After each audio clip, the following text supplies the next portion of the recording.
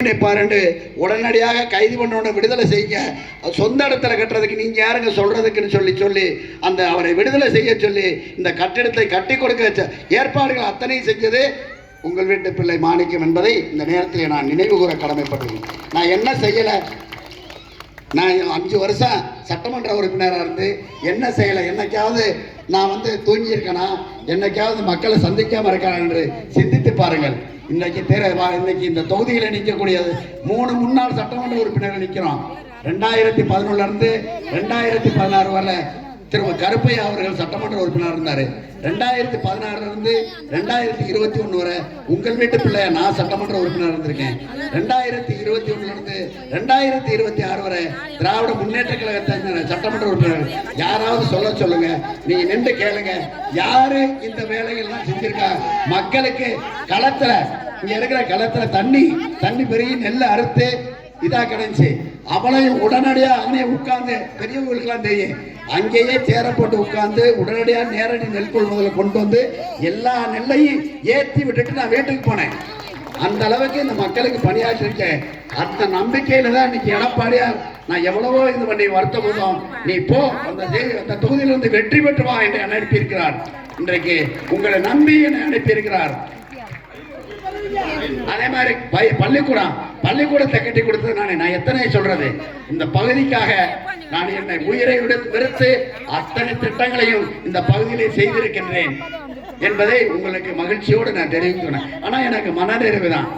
கடந்த காலத்துல நான் எதையுமே நீங்க எல்லாம் இன்னைக்கு திராவிட முன்னேற்ற கழகத்துல பணபலம் மற்றும் அவர்களுடைய பொய்யான வாக்குறுதிகள்ல மயங்கி நிறைய பேர் ஓட்டு போட்டாலும் எனக்கு எந்த எதிர்பார்ப்பும் இல்லாம 68,000 வாக்கு ஓட்டு போட்டீங்க.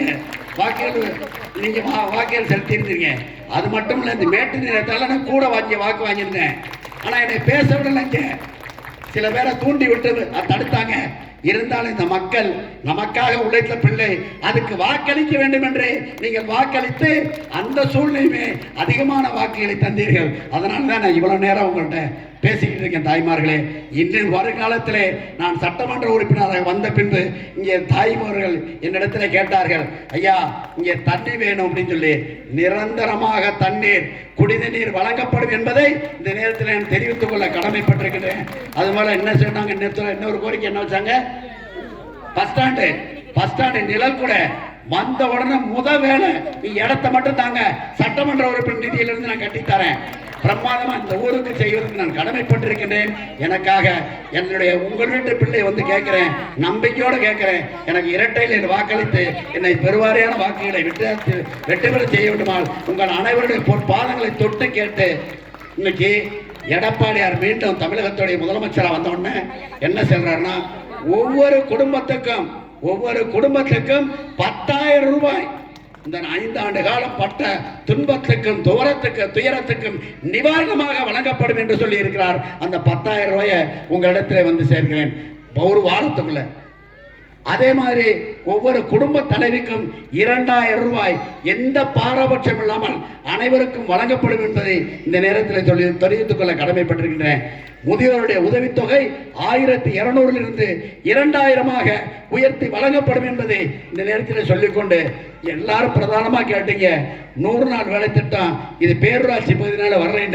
ஏற்கனவே நான் சட்டமன்ற உறுப்பினர் இருக்கையிலேயே இந்த திட்டம் வரணும், பேரூராட்சிக்கு வரணும். ஏன்னா பேரூராட்சியில் ஒரு டவுனை வச்சுக்கிட்டு 10 கிராமங்களை நீங்க உள்ளடக்கி கொண்டு வந்திருக்கீங்க. அதனால எல்லாத்துக்கும் வேண்டும்.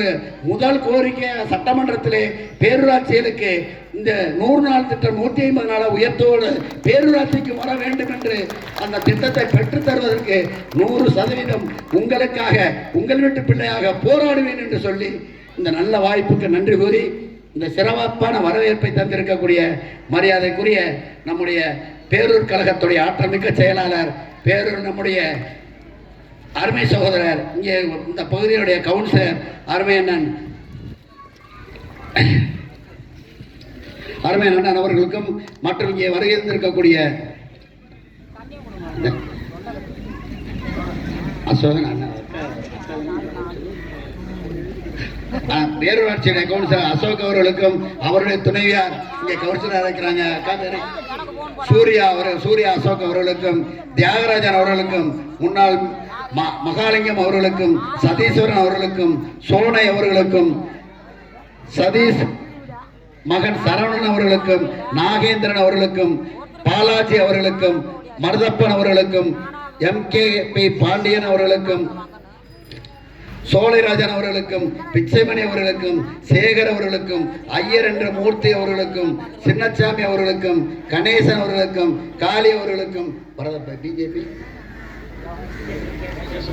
பாரதிய ஜனதா கட்சியை சேர்ந்த பிஜேபி மற்றும் நம்முடைய அம்மா மக்கள் முன்னேற்ற கழகத்தை சார்ந்த அனைத்து நிர்வாக பெருமக்களுக்கும் எனது பணிவான வணக்கத்தை சொல்ல நம்பிக்கையோடு செல்கிறேன். தாய்மார்களே, இரட்டை இலை சின்னத்திலே வாக்களியுங்கள். உங்கள் வீட்டு பிள்ளை உங்களுக்காக உழைக்க தயாராக இருக்கின்றேன். ஒரு வாய்ப்பை தாருங்கள் தாருங்கள் என்று உங்கள் அனைவருடைய பாதங்களை தொட்டு கேட்டு உங்களிடமிருந்து விடைபெறுகிறேன். வாக்களிப்பேன். இரட்டை இலை அருமையண்ணன் கேசவன் சுரேஷ் அவர்களுக்கும் நன்றி கூறி உங்களிடமிருந்து விடைபெறுகிறேன். அதிகமான வாக்குகள் வித்தியாசத்திலே வெற்றி பெற செய்ய வேண்டும். தாய்மார்களே, நம்முடைய வாக்களிக்க வேண்டிய சின்னம் எங்கே இருக்கு தெரியுமா? வாக்குப்பட்டிக்கு போன உடனே 2வது சின்னம், அதில் ரெட்டலை இருக்கும். புரட்சி தலைவர் கண்டெடுத்த, புரட்சி தலைவர் அம்மா வார்த்தெடுத்த, வளர்த்தெடுத்த சின்ன ரெட்டலை. அந்த சின்னத்து பக்கத்தில் கி மாணிக்கம்னு இருக்கும். அதுக்கு பக்கத்தில் கண்ணங்கரேன்னு ஒரு உருவம் இருக்கும். அதுதான் நான். வேற என்ன பண்ண சொல்றீங்க? அதே எங்கள் அப்பா அம்மா கொடுத்த எனக்கு சொத்து. அதனால் அதில் ஒரு குத்தி என்னை வாழ வையுங்கள் தாய்மார்களே என்று கேட்டு வாய்ப்புக்கு நன்றி கூறி விடைபெறுகிறேன். நன்றி, வணக்கம்.